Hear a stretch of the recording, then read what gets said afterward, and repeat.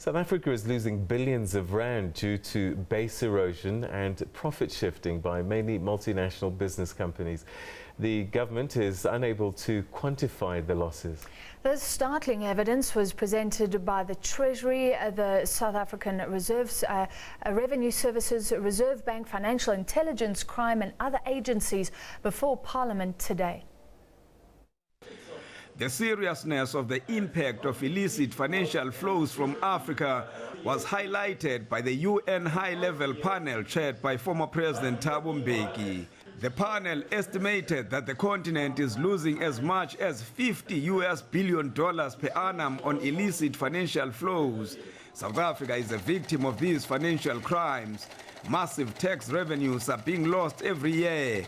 The Treasury says a lack of capacity to stop it is posing serious challenges. We see a lot on money being taken to Dubai. Do we watch every plane that goes out to Dubai?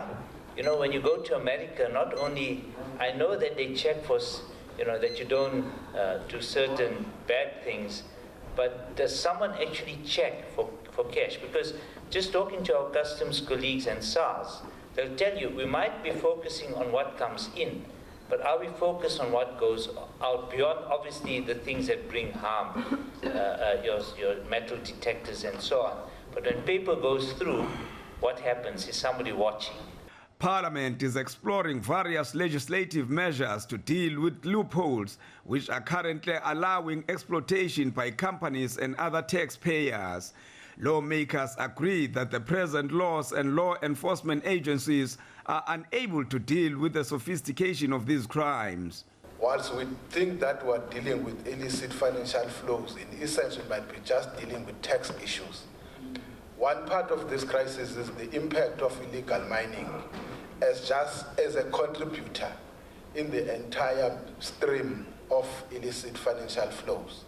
And to the extent that we are not managing and dealing with that issue, we may address one part and leave one. We have to take a decision, Chairperson, as to whether or not tax avoidance, as it currently covers a broad range of things, whether that should continue to cover this broad range, or whether the Finance Standing Committee should not unpack some of this and say, no, that's going to be regarded as evasion in future.